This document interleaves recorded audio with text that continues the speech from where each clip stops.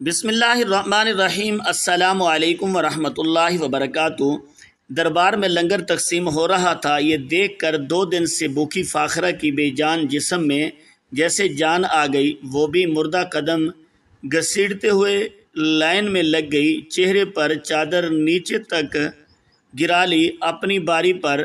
جب اس نے ہاتھ آگے بڑھایا تو دینے والے ہاتھ کو دیکھ کر وہ لرز گئی۔ اس نے جلدی سے نظر اٹھا کر سامنے دیکھا، یہ وہی بچہ تھا جس کو ذرا سی کوتاہی پر فاخرہ گرم چمٹے سے میرا نام فاخرہ ہے اور میں ایک آدمی نوید پر مر مٹی تھی۔ لیکن مسئلہ یہ تھا کہ اس کی اپنی ایک بیوی تھی اور اس وقت ایک بیٹا بھی تھا۔ وہ ایک شادی شدہ مرد تھا اور اس کی کریانے کی دکان تھی۔ ہمارے پورے خاندان پر جیسے کوئی عجیب سایہ تھا۔ میں بچپن سے یہی دیکھتی آئی تھی کہ ہمارے گھر کے مرد کبھی کسی ایک کام پر زیادہ دیر نہیں لگتے تھے۔ کسی کو نوکری ملتی تو چند مہینوں بعد چھوٹ جاتی، کوئی بڑی امید لے کر کسی دفتر کے چکر لگاتا لیکن خالی ہاتھ واپس آ جاتا، کوئی کاروبار شروع کرتا تو نقصان ہو جاتا، کوئی کسی جاننے والے کے سہارے کام پکڑنے کی کوشش کرتا لیکن کامیابی اس کے نصیب میں نہ ہوتی۔ میں نے اپنے والد کو بھی کئی بار پریشان بیٹھے دیکھا تھا۔ میرے بھائیوں کی حالت بھی کچھ مختلف نہیں تھی۔ گھر میں ہمیشہ پیسوں کی تنگی اور مستقبل کی فکر منڈلاتی رہتی تھی۔ میں جب اپنی عمر کی دوسری لڑکیوں کو دیکھتی تو ان کی خواہشات الگ ہوتی تھی۔ کوئی صرف خوبصورت شوہر چاہتی تھی، کوئی اچھا گھر چاہتی تھی، کوئی سسرال کی تعریفیں کرتی تھی، لیکن میری خواہش مختلف تھی۔ میں چاہتی تھی کہ جس مرد سے میری شادی ہو وہ شکل و صورت میں بھی اچھا اور اس کا ذریعہ آمدن بھی مضبوط ہو۔ میں ایسی زندگی نہیں گزارنا چاہتی تھی جس میں ہر مہینے حساب لگانا پڑے کہ آٹا پہلے خریدا جائے یا بجلی کا بل جمع کروایا جائے۔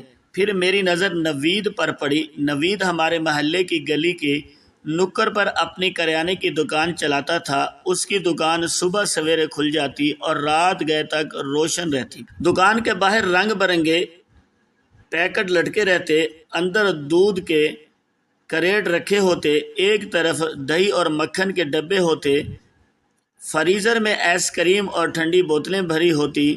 لوگ مسلسل آتے جاتے رہتے اور نوید ہر آنے والے سے مسکرا کر بات کرتا۔ میں نے شروع میں اس پر خاص توجہ نہیں دی تھی، لیکن جوں میں نے اسے دیکھا میری نگاہیں اس پر رکنے لگی۔ وہ ہر عورت کو عزت سے باجی کہہ کر بلاتا تھا۔ اس کا انداز نرم تھا، آواز میں ٹھہراؤ تھا۔ وہ کبھی کسی گاہک سے بدتمیزی نہیں کرتا تھا۔ اگر کوئی بوڑھی عورت آتی تو خود اٹھ کر سامان نکال دیتا۔ اگر کسی بچے کے پاس پیسے کم ہوتے تو مسکرا کر کہتا جاؤ باقی بعد میں دے دے۔ میں اکثر سوچتی کہ شاید اسی وجہ سے اس کی دکان چلتی تھی۔ ایک دکاندار کا اخلاق ہی اس کی اصل کمائی ہوتا ہے اور نوید اس بات کو اچھی طرح جانتا تھا۔ پہلے میں کبھی دکان پر نہیں جاتی تھی۔ گھر کا سامان زیادہ تر میری بھابھی لے آیا کرتی تھی، لیکن جب میری بھابھی ہمارے گھر آئی تو آہستہ آہستہ میں نے بہانے ڈھونڈنے شروع کر دیے۔ ایک دن میں نے بھابھی سے کہا ابھی میں دکان سے چینی لے آتی ہوں۔ وہ حیران ہو کر بولی تم کب سے دکان جانے لگی ہو؟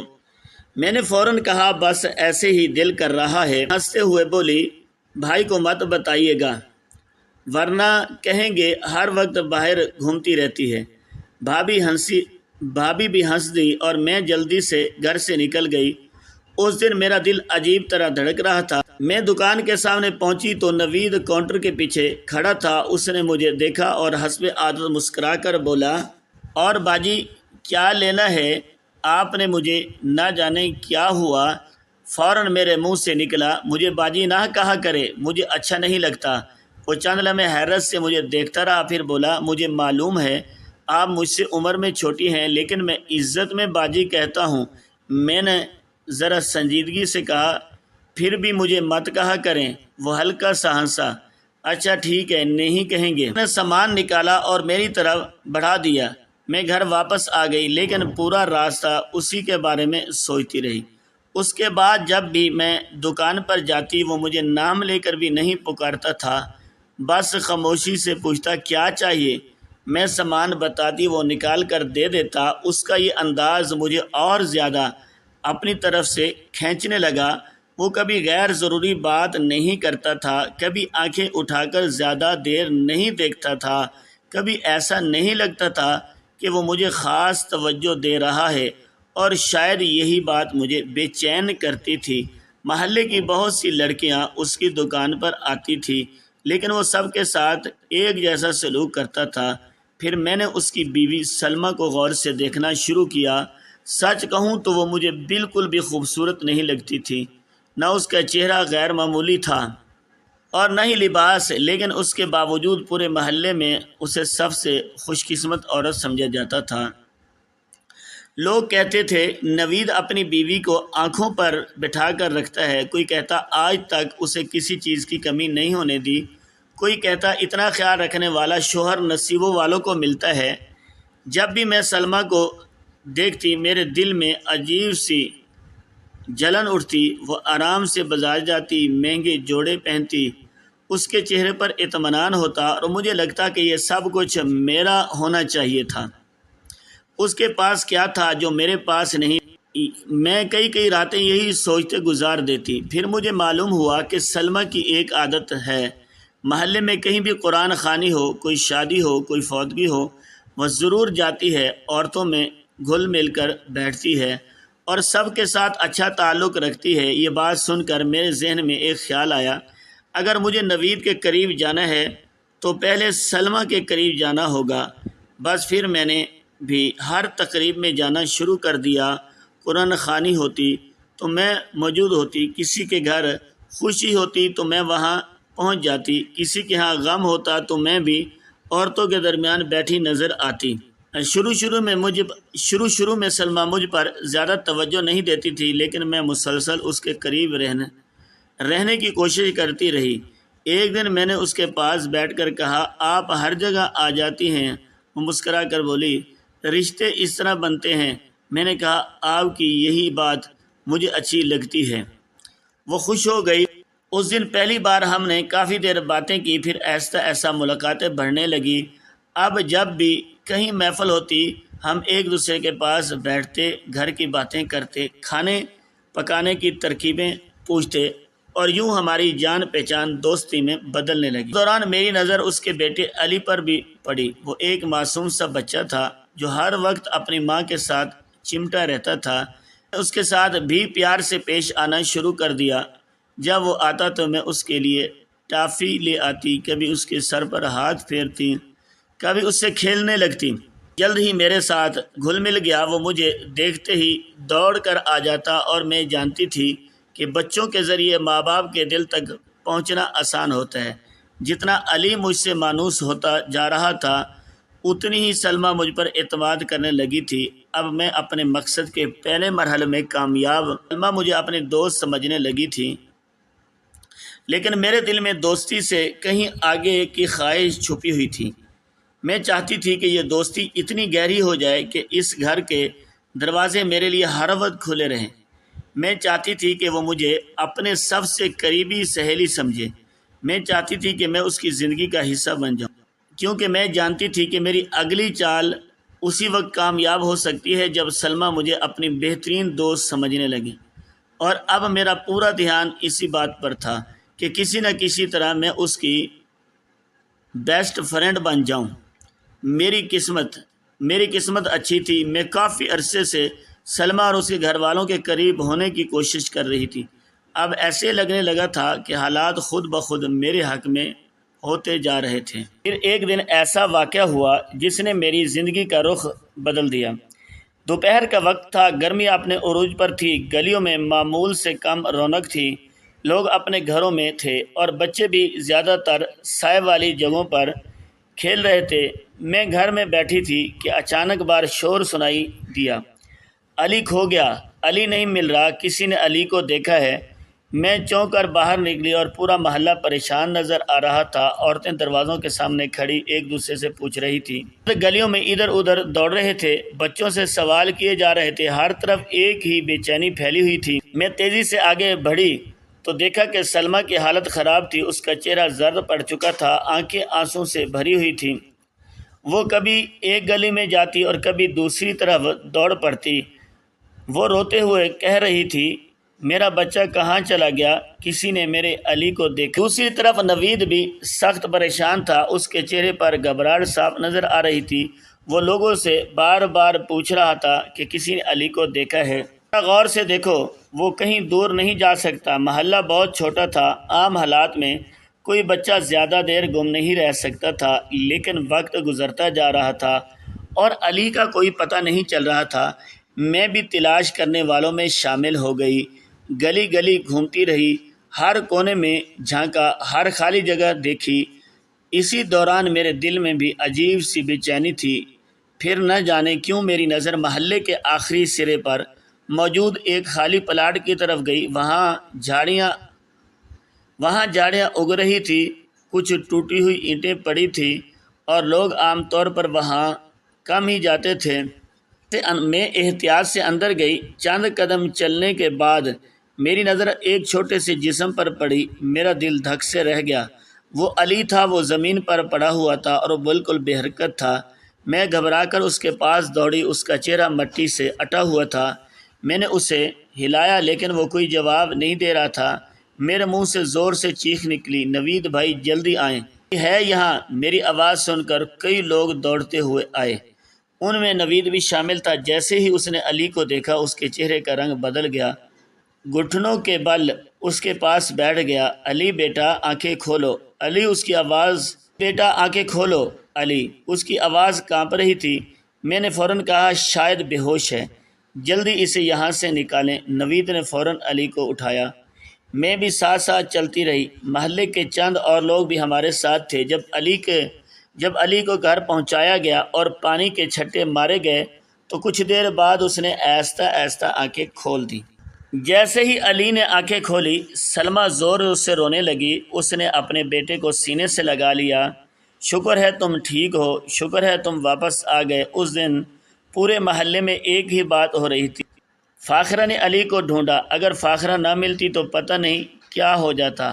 فاخرہ نے علی کی جان بچائی۔ یہ بات میرے حق میں ایسی گئی کہ میں خود بھی حیران رہ گئی۔ اس دن کے بعد نوید اور سلمہ کا رویہ میرے ساتھ مکمل طور پر بدل گیا۔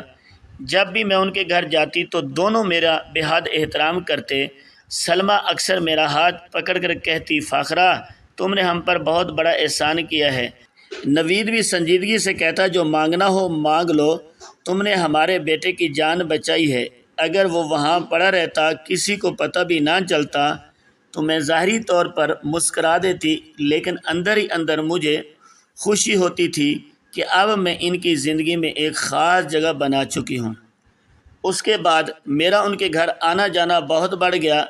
میں جب بھی دروازہ کھٹکھٹاتی تو سلمہ فوراً خوشی سے دروازہ کھولتی، ارے فاخرہ آ گئی، آؤ اندر آؤ۔ پھر وہ میرے سامنے چیزوں کی بھرمار لگا دیتی، کبھی شربت، کبھی چائے، کبھی کیک، کبھی بسکٹ، کبھی آئس کریم۔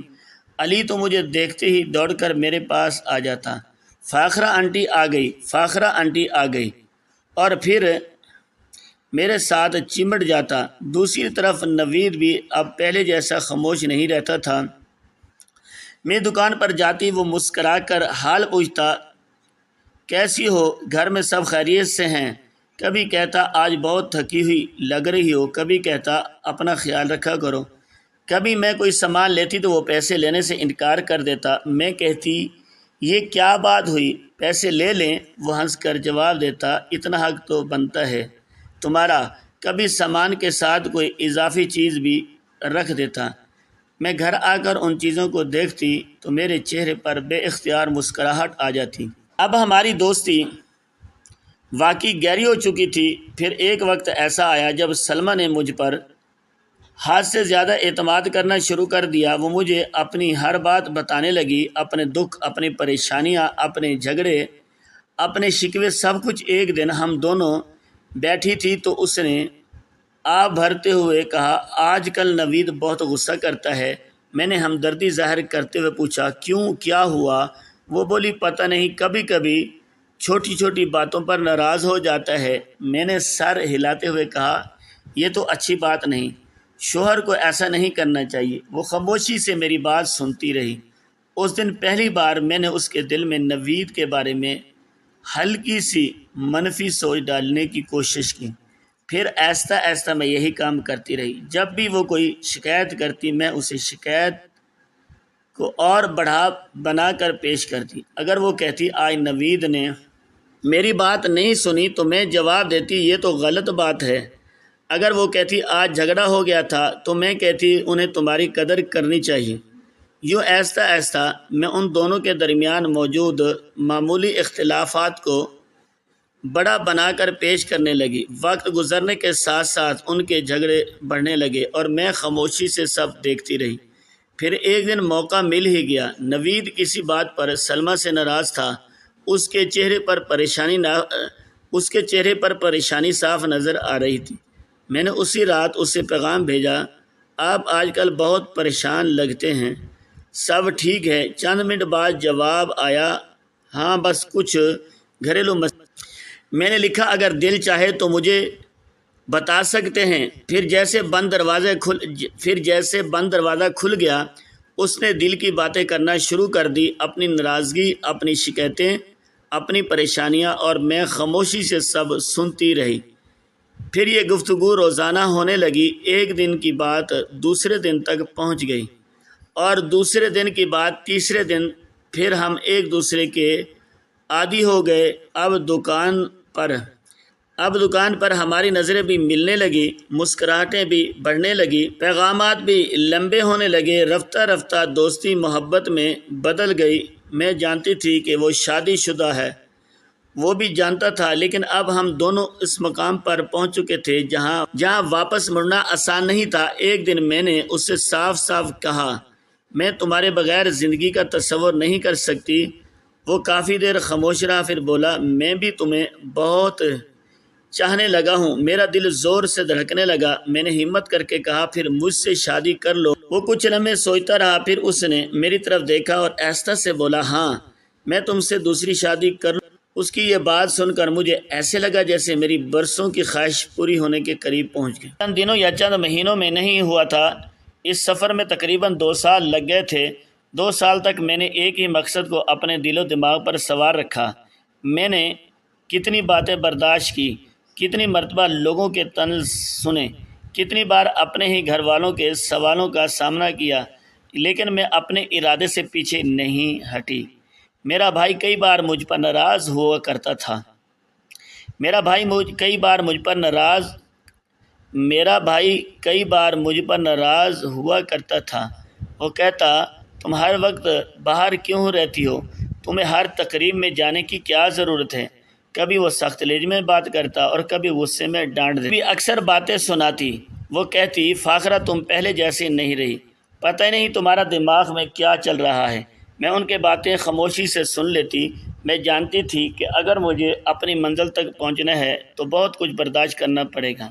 وقت گزرتا گیا اور آخرکار وہ دن آ گیا جس کا میں انتظار کر ہی رہی تھی۔ نے میرے بھائی سے شادی کی بات کر لی۔ جب مجھے یہ خبر ملی تو میرا دل خوشی سے دھڑکنے لگا۔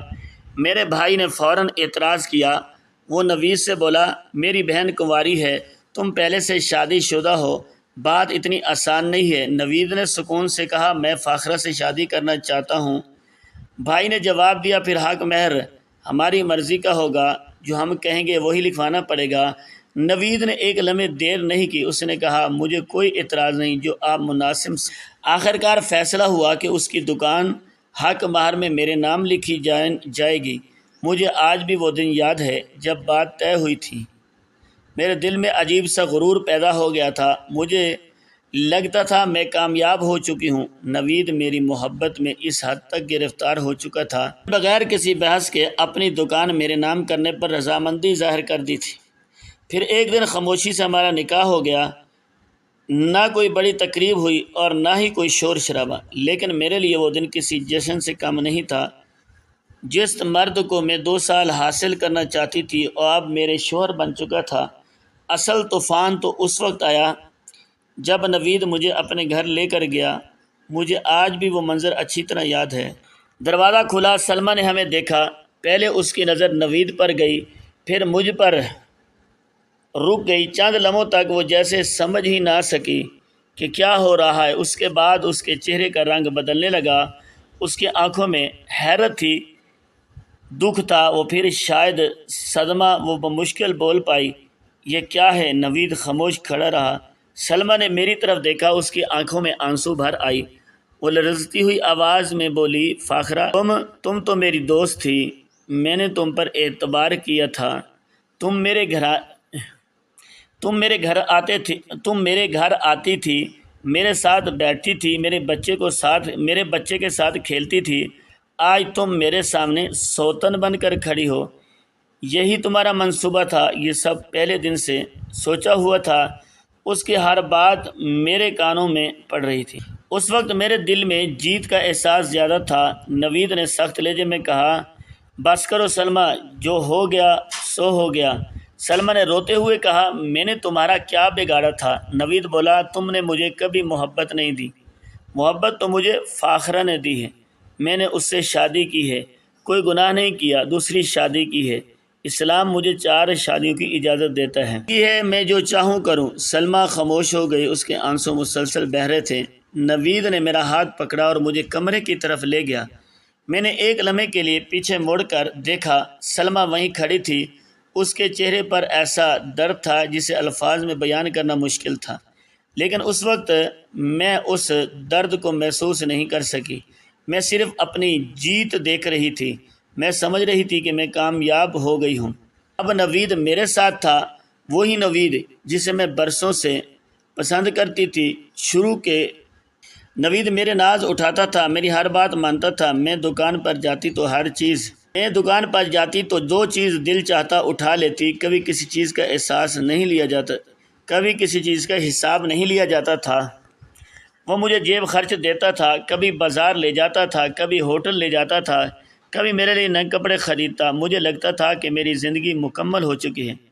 دوسری طرف سلمیٰ دن بدن خاموش ہوتی جا رہی تھی۔ اس کی ہنسی غائب ہو چکی تھی، وہ پہلے جیسی نہیں رہی تھی۔ پھر اس کی طبیعت خراب رہنے لگی، وہ اکثر بیمار رہتی، کمزور ہوتی گئی۔ پھر تقریباً 6 مہینے بعد وہ اس دنیا سے چلی گئی۔ گھر میں ایک عجیب سا سناٹا چھا گیا۔ نوید افسردہ ضرور تھا، آخر وہ اس کی پہلی بیوی تھی، اس کے بچے کی ماں تھی، لیکن وقت کے ساتھ ساتھ اس نے خود کو سنبھال لیا۔ ایک دن اس نے مجھ سے کہا، فاخرہ، اب علی کا خیال تم نے رکھنا ہے، میں پورا دن دکان پر رہتا ہوں۔ میں نے فوراً جواب دیا، علی تو مجھے ہمیشہ سے بہت پیارا ہے، تبھی تو میں نے اپنی جان خطرے میں ڈال کر اسے بچایا تھا۔ نوید مطمئن ہو گیا، اسے یقین تھا کہ میں علی کی اچھی دیکھ بھال کروں گی۔ پھر زندگی کا ایک نیا دور شروع ہوا۔ نوید صبح دکان پر چلا جاتا اور گھر میں صرف میں اور علی رہ جاتے۔ شروع میں سب معمول کے مطابق تھا، لیکن آہستہ آہستہ میرے اندر عجیب سی چڑچڑاہٹ پیدا ہونے لگی۔ مجھے محسوس ہونے لگا کہ وہ خوشی جس کے لیے میں نے اتنی محبت کی تھی اب وہ پہلی جیسی نہیں رہی۔ نوید پہلے جتنا وقت مجھے نہیں دیتا تھا، وہ زیادہ تر دکان پر مصروف رہتا تھا۔ گھر آتا تو تھکا ہوا، باتیں کم کرتا اور اکثر خاموش رہتا۔ یہ سب چیزیں مجھے اندر ہی اندر پریشان کرنے لگی۔ اس پریشانی کا اثر آہستہ آہستہ میرے رویے پر پڑنے لگا، اور سب سے آسان ہدف علی تھا، وہ معصوم بچہ جو پہلے ہی اپنی ماں کی غم سے گزر رہا تھا۔ میں اس سے کبھی پانی بھروا دیتی، کبھی چیزیں اٹھوا لیتی، کبھی صفائی کرواتی۔ اگر مجھ پر غصہ ہوتا تو میں اسے سخت لہجے میں بات کرتی۔ علی اکثر خاموش رہتا، اس کی آنکھوں میں اداسی رہتی۔ کئی بار میں نے اسے اپنی ماں کو یاد کر کے روتے ہوئے دیکھا۔ وہ کمرے کے ایک کونے میں بیٹھ جاتا اور خاموشی سے آنسو بہاتا رہتا، لیکن وہ اپنے باپ سے کچھ نہیں کہتا تھا۔ شاید اسے ڈر تھا، شاید اسے یقین نہیں تھا کہ کوئی اس کی بات سنے گا۔ وقت کے ساتھ میں نے ایک اور چیز محسوس کی۔ سلمیٰ کے جانے کے بعد نوید بھی بدلنے لگا تھا۔ وہ پہلے جیسا نہیں رہا تھا۔ اس کی آنکھوں میں وہ چمک نہیں تھی، اس کی باتوں میں وہ جوش نہیں تھا۔ کبھی کبھی وہ دیر تک خوش بیٹھا رہتا، جیسے کسی گہری سوچ میں گم ہو۔ اور مجھے ایسا ایسا یہ احساس ہونے لگا جس طرح کبھی سلمہ کو نظر انداز کیا گیا تھا۔ شاید اب میری باری آ رہی تھی۔ جس محبت کو پالنے کے لیے میں نے 2 سال تک جد و جہد کی تھی، وہ محبت اب ویسے محسوس نہیں ہوتی تھی۔ پہلی بار میرے دل میں یہ خیال پیدا ہوا کہ شاید نوید کا دل بھی ایسا ایسا مجھ سے بھرنے لگا ہے۔ جب نوید نے مجھ سے شادی کی تھی تو مجھے لگا تھا کیا میری زندگی میں کبھی کوئی کمی نہیں آئے گی۔ میں سمجھتی تھی کہ میں جیت چکی ہوں۔ جس عورت سے مجھے حسد تھا وہ پیچھے رہ گئی تھی، اور جس مرد کو میں حاصل کرنا چاہتی تھی وہ میرے ساتھ تھا۔ لیکن وقت گزرنے کے ساتھ ساتھ سب کچھ بدلنے لگا۔ جس محبت کو پالنے کے لیے میں نے 2 سال تک جدوجہد کی تھی، وہ محبت اب ویسی محسوس نہیں ہوتی تھی، اور پہلی بار میرے دل میں یہ خیال پیدا ہوا کہ شاید نوید کا دل بھی آہستہ آہستہ مجھ سے بھرنے لگا۔ جب نوید نے مجھ سے شادی کی تھی تو مجھے لگتا تھا کیا میری زندگی میں کبھی کوئی کمی نہیں آئے گی۔ میں سمجھتی تھی کہ میں جیت چکی ہوں۔ جس عورت سے مجھے حسد تھا وہ پیچھے رہ گئی تھی، اور جس مرد کو میں حاصل کرنا چاہتی تھی وہ میرے ساتھ تھا۔ لیکن وقت گزرنے کے ساتھ ساتھ سب کچھ بدلنے لگا۔ شروع میں تو میں نے زیادہ توجہ نہیں دی۔ میں خود کو سمجھاتی تھی کہ نوید دکان کے کاموں میں مصروف ہے، تھکا ہوا ہوتا ہے، اس لیے پہلے جیسا وقت نہیں دے پاتا۔ لیکن آہستہ آہستہ مجھے محسوس ہونے لگا بات صرف مصروفیت کی نہیں تھی، وہ مجھ سے بات بات پر جھگڑنے لگا تھا۔ میں کوئی بات کرتی تو فوراً چڑ جاتا، میں کچھ پوچھتی تو مختصر جواب دے کر خاموش ہو جاتا۔ پہلے جو آدمی میری ایک مسکراہٹ پر خوش ہو جاتا تھا، اب وہ میری شکل دیکھ کر منہ بنا لیتا تھا۔ کئی دن گزر جاتے اور مجھے کہیں باہر لے کر نہ جاتا، نہ بازار، نہ ہوٹل، نہ گھومنے۔ گھر میں آتا، کھانا کھاتا اور خاموش بیٹھا رہتا۔ پھر خرچے بھی کم ہونے لگے۔ میں جب پیسوں کا مطالبہ کرتی تو وہ فوراً کوئی نہ کوئی بہانہ بنا دیتا۔ وہ کہتا دکان میں نیا مال ڈالا ہے، اس وقت ہاتھ تنگ ہے، بعد میں دے دوں گا۔ مجھے اس کی باتوں پر غصہ آتا۔ میں دل ہی دل میں سوچتی کہ آخر 8-10 ہزار سے ایسا کون سا مال آ جائے گا جس نے اسے کنگال کر دیا ہو۔ لیکن وہ ہر بار کوئی نہ کوئی عذر پیش کر دیتا۔ ان دنوں میرے اندر عجیب سی کڑواہٹ بھرنے لگی تھی۔ میں ہر وقت غصے میں رہتی تھی، اور اس غصے کا نشانہ اکثر علی بنتا۔ وہ معصوم بچہ جو پہلے ہی اپنی ماں کو کھو چکا تھا، وہ خاموشی سے گھر کے کام کرتا رہتا۔ میں اسے ایک کام دیتی تو دوسرا پکڑا دیتی، کبھی پانی بھروا دیتی، کبھی صفائی کرواتی، کبھی بازار بھیج دیتی۔ اگر ذرا سی غلطی ہو جاتی تو میں سخت ڈانٹ دیتی۔ وہ ڈر جاتا، خاموش ہو جاتا اور سر جھکا لیتا۔ لیکن میرے دل کی آگ پھر بھی نہیں بجھتی تھی۔ میں جتنا نوید سے ناراض ہوتی اتنا ہی سخت رویہ علی کے ساتھ اختیار کرتی۔ وہ کئی بار اپنی ماں کو یاد کر کے روتا۔ رات کو اس کے سسکتے کی آواز سنائی دیتی تھی، اور اپنے چھوٹے سے بستر پر لیٹا رہتا اور خاموشی سے کہتا تھا اور خاموشی سے آنسو بہاتا رہتا۔ لیکن وہ اپنے باپ سے کچھ نہیں کہتا تھا۔ شاید وہ ڈرتا تھا، شاید وہ اکیلا تھا، یا شاید اسے یقین ہی نہیں تھا کہ کوئی اس کی بات سنے گا۔ دوسری طرف نوید روز بروز مجھ سے دور ہوتا جا رہا تھا۔ ایک شام ہم دونوں کے درمیان سخت جھگڑا ہوا۔ میں نے اس سے کہا تم پہلے جیسے نہیں رہے، تمہیں میری کوئی فکر نہیں رہی۔ نوید نے غصے سے میری طرف دیکھا اور بولا پہلے جیسا رہوں بھی کیوں؟ میں حیران رہ گئی۔ میں نے پوچھا اس کا کیا مطلب؟ وہ چند لمحے خاموش رہا، پھر بولا وہ دن میری زندگی کا سب سے برا دن تھا جب میں نے تم سے شادی کرنے کا فیصلہ کیا تھا۔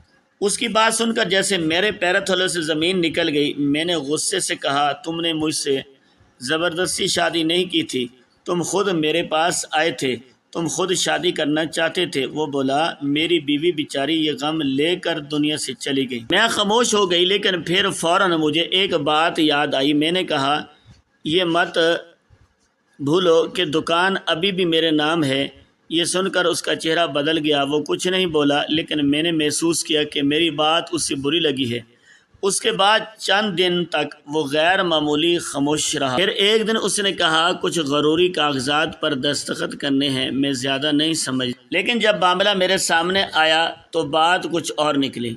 ہم دونوں کے درمیان سخت جھگڑا ہوا۔ نوید شدید غصے میں تھا اس نے مجھے کاغذات کے سامنے بٹھا دیا۔ میں انکاری کرتی رہی لیکن اس نے میری ایک نہ سنی۔ آخر کار مجھ سے انگوٹھا لگوا لیا گیا۔ بعد میں مجھے پتہ چلا کہ ان کاغذات کے ذریعے دکان دوبارہ اس کے نام منتقل ہو چکی تھی۔ میں سکتے میں آ گئی۔ مجھے یقین نہیں آ رہا تھا، جس آدمی نے کبھی محبت کے دعوے کیے تھے اور آج مجھ سے سب کچھ واپس لے چکا تھا۔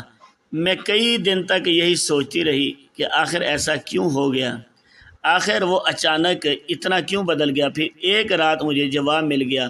نوید نہانے گیا ہوا تھا اور اس کا موبائل کمرے میں پڑا تھا، تو میں نے فون اٹھایا۔ جیسے ہی پیغامات دیکھے میرا دل دھک سے رہ گیا۔ وہ کسی دوسری عورت سے بات کر رہا تھا۔ صرف بات نہیں بلکہ وہی سب کچھ جو کبھی میرے ساتھ ہوا کرتا تھا۔ لمبی گفتگو، تعریفیں، وعدے، محبت بھرے جملے۔ میں دیر تک موبائل ہاتھ میں لیے بیٹھی رہی۔ میرے ہاتھ کانپ رہے تھے۔ مجھے ایسے لگ رہا تھا جیسے برسوں پہلے والا منظر دوبارہ میرے سامنے زندہ ہو گیا ہو۔ بس فرق اتنا تھا کہ اس بار سلمیٰ کی جگہ میں تھی۔ جب نوید واپس آیا تو میں نے فوراً موبائل اس کے سامنے رکھ دیا۔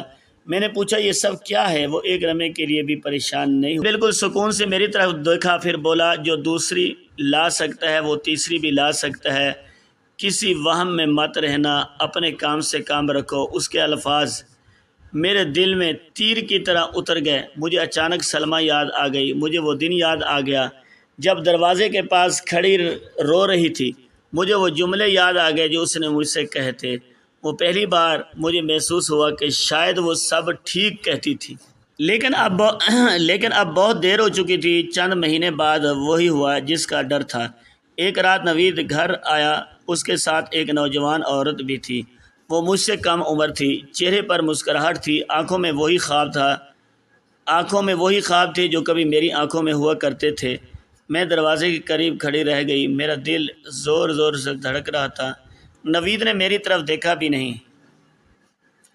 جس طرح برسوں پہلے وہ مجھے لے کر اس گھر میں داخل ہوا تھا، اسی طرح اب وہ اس نئی عورت کو لے کر اندر آیا تھا۔ گھر کا ماحول عجیب حد تک خاموش تھا۔ مجھے یوں لگا جیسے وقت نے پورا چکر مکمل کر لیا ہو۔ نئی دلہن نوید کے ساتھ اندر چلی گئی اور میں وہیں کھڑی رہ گئی، بالکل اسی جگہ جہاں کبھی سلمیٰ کھڑی تھی، بالکل اسی درد کے ساتھ جو کبھی سلمیٰ نے محسوس کیا تھا۔ اس رات میں اپنے کمرے کے ایک کونے میں بیٹھی رہی، آنکھوں سے آنسو بہتے رہے، اور پہلی بار مجھے احساس ہوا کہ انسان جو دوسروں کے لیے گڑھا کھودتا ہے کبھی کبھی خود اس میں گر جاتا ہے۔ سلمیٰ سے اس کا شوہر چھینا تھا، اس کا سکون چھینا تھا، اس کی خوشیاں چھینی تھی، اور آج قسمت نے وہی منظر میرے سامنے لا کر کھڑا کر دیا تھا۔ مجھے نہیں معلوم تھا کہ میرا انجام اتنی جلدی میرے سامنے آ جائے گا، لیکن اب میں اپنی آنکھوں سے دیکھ رہی تھی کہ زندگی کبھی کبھی انسان کو اس راستے پر واپس لے آتی ہے جس راستے پر وہ دوسروں کو دھکیل کر آگے بڑھاتا ہے۔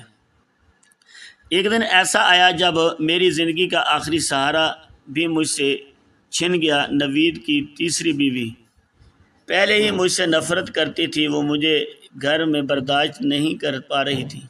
میں اب اس کے لیے وہی تھی جو کبھی سلمیٰ کے لیے میں بنی تھی۔ فرق صرف اتنا تھا کہ اس وقت میں جیتنے والی تھی اور اب ہارنے والی۔ ایک دن نوید گھر آیا تو اس کے چہرے پر سختی تھی۔ اس نے مجھے اپنے سامنے بٹھایا اور مختصر الفاظ میں کہا، میں نے فیصلہ کر لیا ہے۔ میں نے بے چینی سے پوچھا، کون سا فیصلہ؟ وہ بولا، میں تمہیں طلاق دے رہا ہوں۔ مجھے لگا جیسے میرے کانوں نے غلط سنا۔ میں اس کی طرف دیکھا، پھر اس کی بیوی کی طرف دیکھا جو ایک کونے میں کھڑی خاموشی سے سب کچھ سن رہی تھی۔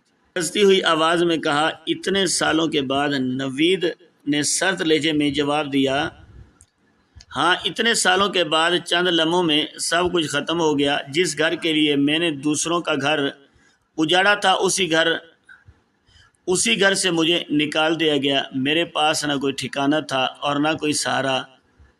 بھائی اور بھابھی کئی سال پہلے بیرون ملک جا چکے تھے۔ جس گھر میں وہ رہتے تھے وہ بھی کرائے کا تھا اور مالک کے حوالے کیا جا چکا تھا۔ میرے پاس جانے کے لیے کوئی دروازہ نہیں تھا۔ اس دن میں ایک سے چھوٹے سے ٹھیلے میں اپنے چند کپڑے ڈال کر ایک چھوٹے سے تھیلے میں اپنے چند کپڑے ڈال کر گھر سے نکل آئی۔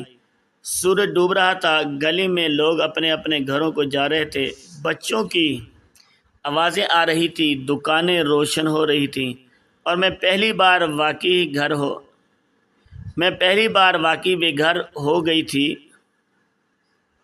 شروع کے دن بہت مشکل تھے۔ میں کبھی کسی مسجد کے صحن میں رات گزارتی، کبھی کسی دکان کے بند شٹر کے سامنے، کبھی کسی فٹ پاتھ پر، کبھی کسی گرمی آتی تو جسم جلنے لگتا، سردی آتی تو ہڈیاں کانپنے لگتی، بارش ہوتی تو کپڑے بھیگ جاتے اور میں چپ چاپ آسمان کو دیکھتی رہتی۔ ایسا ایسا میرے پاس موجود تھوڑے بہت پیسے بھی ختم ہو گئے۔ پھر میں نے لوگوں سے مانگنا شروع کر دیا۔ شروع میں بہت شرم آتی تھی، زبان ساتھ نہیں دیتی تھی، لیکن بھوک انسان سے سب کچھ کروا لیتی ہے۔ میں ہاتھ پھیلاتی اور کہتی، بیٹی کچھ دے دو، بیٹا کچھ کھانے کو دے دو۔ کوئی چند سکے دے دیتا، کوئی روٹی پکڑا دیتا، کوئی نظر اٹھا کر بھی نہ دیکھتا۔ وقت گزرتا گیا، اتنا وقت گزرا کہ میں گننا بھی بھول گئی۔ میرے بال سفید ہو گئے، چہرے پر جھریاں آ گئی، کمر جھک گئی، آنکھیں کی روشنی کم ہونے لگی۔ وہ حسن جس پر مجھے کبھی غرور تھا مٹی میں مل چکا تھا۔ وہ حسن جس پر مجھے کبھی غرور تھا مٹی میں مل چکا تھا۔ وہ جوانی جس کے سہارے میں نے دوسروں کے گھر میں جگہ بنائی تھی ختم ہو چکی تھی۔ اب آئینے میں دیکھتی تو خود کو پہچاننا مشکل ہو جاتا۔ بعض راتوں میں نیند نہیں آتی تھی، میں آسمان کو دیکھتی اور سلمیٰ یاد آ جاتی۔ اس کی آنکھوں کے آنسو یاد آتے، اس کی ٹوٹی ہوئی آواز یاد آتی، اس کا وہ سوال یاد آتا، تم تو میری دوست تھی، پھر تم یہ سب کیسے کر سکتی ہو؟ ہر بار میرا دل مزید بوجھل ہو جاتا۔ پھر ایک دن ایسا آیا جس نے میری زندگی کا آخری باب بدل دی۔ میں کئی دنوں سے بھوکی تھی، 3 یا 4 دن گزر چکے تھے۔ کبھی آدھی روٹی ملتی تھی، کبھی کچھ نہیں ملتا تھا۔ جسم میں اتنی طاقت بھی باقی نہیں تھی کہ زیادہ دیر چل سکوں۔ میں ایک دربار کے باہر دیوار کے ساتھ بیٹھی ہوئی تھی، اپنے آپ کو ایک پرانی میلی چادر میں لپیٹے۔ ہوا چل رہی تھی، لوگ آ جا رہے تھے، کسی کو میری طرف دیکھنے کی فرصت نہیں تھی۔ میں نیم بے ہوشی کی حالت میں تھی کہ اچانک شور سنائی دیا، لنگر تقسیم ہو رہا ہے۔ لوگ جلدی جلدی ادھر جانے لگے۔ میرے اندر بھوک نے ایک بار پھر جان ڈال دی۔ میں نے بڑی مشکل سے خود کو اٹھایا، گھٹنوں میں درد تھا، کمر سیدھی نہیں ہو رہی تھی، لیکن میں نے ہمت کی۔ میں لڑکھڑاتے قدموں سے لائن میں جا کر کھڑی ہو گئی۔ میرے آگے بہت سے لوگ تھے، ہر شخص اپنے ہاتھ میں یا برتن پکڑے انتظار کر رہا تھا۔ میں خاموش کھڑی رہی۔ وقت گزرتا گیا، ایسا لائن آگے بڑھتی رہی۔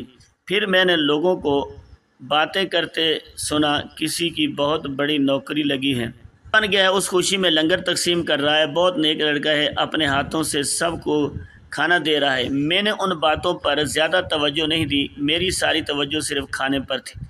آخر کار میری باری آ گئی، میں نے کانپتے ہوئے ہاتھ آگے بڑھائے۔ پھر اچانک میری نظر کھانے دینے والے نوجوان کے ہاتھ پر پڑی۔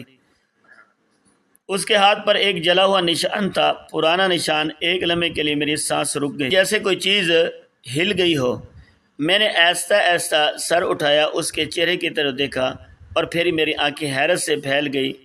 یہ علی تھا، وہی علی، وہی بچہ جسے میں نے برسوں پہلے رلایا تھا، وہی بچہ جس کے جسم پر ظلم کے نشان چھوڑے تھے، اور وہ جلا ہوا نشان وہ بھی میں نے ہی دیا تھا۔ میرے ہاتھ کانپنے لگے، میں کچھ بول نہ سکی۔ اس لمحے اس کی نظر بھی مجھ پر پڑ گئی۔ پہلے تو وہ چند لمحے مجھے دیکھتا رہا، پھر اس کے چہرے کے تاثرات بدل گئے۔ اس نے فوراً برتن ایک طرف رکھا اور میری طرف بڑھ آیا۔ میرے دل میں خوف پیدا ہو گیا۔ میں نے سوچا شاید وہ مجھے دھتکار دے گا، شاید مجھے سب کے سامنے رسوا کرے گا، شاید کہے گا یہی وہ عورت ہے جس نے میرا بچپن برباد کیا تھا۔ لیکن جو ہوا اس کا میں نے تصور بھی نہیں کیا تھا۔ وہ فوراً لوگوں کی طرف مڑا اور بولا، راستہ دیجیے، یہ میری ماں ہے، ذرا سائڈ ہو جائیں۔ لوگ حیران ہو کر اسے دیکھ رہے تھے۔ اس نے میرا ہاتھ پکڑا اور احترام سے ایک طرف لے گیا، مجھے سایہ دار جگہ پر بٹھایا۔ پھر اندر گیا، چند لمحوں بعد واپس آیا۔ اس کے ہاتھ میں ایک صاف پلیٹ تھی اور اس میں تازہ کھانا رکھا ہوا تھا۔ وہ میرے سامنے بیٹھ گیا اور اپنے ہاتھوں سے نوالے توڑ کر میری طرف بڑھایا۔ میری آنکھوں سے آنسو بہنے لگے۔ میں نے کانپتی ہوئی آواز میں کہا، تم یہ کیا کر رہے ہو؟ وہ نرم لہجے میں بولا، کھائیے، آپ بہت کمزور ہو گئے ہیں۔ میں کھانا کھاتی جا رہی تھی اور آنسو بہاتی جا رہی تھی۔ اس نے افسوس سے میری طرف دیکھا اور کہا، آپ کی یہ حالت ہو گئی ہے، آپ نے مجھے بتایا کیوں نہیں؟ اگر آپ گھر پر رہ لیتی تو کیا ہو جاتا؟ کم از کم سڑکوں پر تو نہ رہتی۔ میں رونے لگی۔ میں نے کہا، اچھا تو میں نے بھی نہیں کیا تھا تمہارے ساتھ، تم کیوں میری پرواہ کر رہے ہو؟ میں تو تمہاری سوتیلی ماں تھی۔ وہ چند لمحے خاموش رہا، پھر مسکرا کر بولا، سوتیلی تھی لیکن ماں بھی تو تھی نا، اور اگر ماں نہ بھی ہوتی تو بھی میں آپ کو اس حال میں نہیں چھوڑ سکتا تھا۔ یہ سن کر میرا سر جھکی پوری شدت سے محسوس ہوئی۔ میں نے کہا، میں تمہارے ساتھ نہیں جا سکتی، میں اس قابل نہیں ہوں۔ اس نے جواب دیا، آپ کو جانا ہوگا۔ میں نے حیران ہو کر پوچھا، تمہارے بابا؟ وہ ایسا سے بولا، وہ اس دنیا میں نہیں رہے۔ میں چونک گئی۔ اس نے مزید کہا، اور تیسری والی بھی نہیں رہی۔ میں خاموش ہو گئی۔ نوید کی میری دنیا تھا۔ اس کی موت کی خبر سن کر میری آنکھوں میں بھی آنسو آ گئے۔ زندگی کتنی عجیب ہوتی ہے، جو لوگ کبھی سب کچھ لگتے ہیں ایک دن صرف یاد بن جاتے ہیں۔ علی نے میرا ہاتھ تھاما اور کہا، چلیں، اب آپ میرے ساتھ رہیں گے۔ اس بار انکار نہ کر سکی اور مجھے اپنے گھر لے آیا۔ گھر صاف ستھرا تھا، خوبصورت تھا، ہر چیز اپنی جگہ پر تھی۔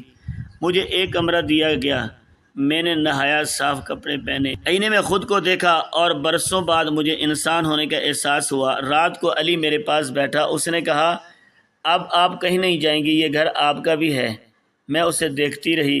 میرے ذہن میں بار بار ایک ہی بات آ رہی تھی، جس بچے کے ساتھ میں نے اتنا برا کیا، جسے میں نے رلایا، جسے میں نے تکلیف دی، آخر کار اسی نے مجھے سہارا دیا۔ تب مجھے سمجھ آیا کہ یہ سب اس کی تربیت کا اثر تھا۔ اس کی ماں سلمہ ایک اچھی عورت تھی، ایک نیک دل تھی، اس لیے اس کا بیٹا بھی اچھا انسان بنا۔ اور میں نے ساری زندگی حسد کیا، لالچ کیا، دوسروں کا حق چھینا، لیکن میرے پاس اپنی کوئی اولاد بھی نہ ہوئی۔ آخر میں نہ شوہر رہا، نہ گھر رہا، نہ دولت رہی، نہ جوانی رہی، سب کچھ ختم ہو گیا۔ میں آج بھی علی کے گھر میں رہتی ہوں۔ وہ میری عزت کرتا ہے، میرا خیال رکھتا ہے۔ جب رات کو تنہا ہوتی ہوں تو میں بہت سوچتی ہوں کہ جو گڑھا میں نے دوسروں کے لیے کھودا تھا، آخر کار میں خود اس میں گر گئی۔ میں نے سلمہ سے اس کی خوشیاں چھینی، زندگی نے مجھ سے میری خوشیاں چھین لی۔ میں نے ایک ماں کا دل توڑا، پھر میں نے اپنی باقی زندگی پچھتاوے میں گزاری، اور اب بڑھاپے میں اکثر ایک ہی سوال میرے دل میں اٹھتا ہے، جب میں آخرت میں سلمہ کے سامنے کھڑی ہوں گی تو آخر اسے کیا منہ دکھاؤں؟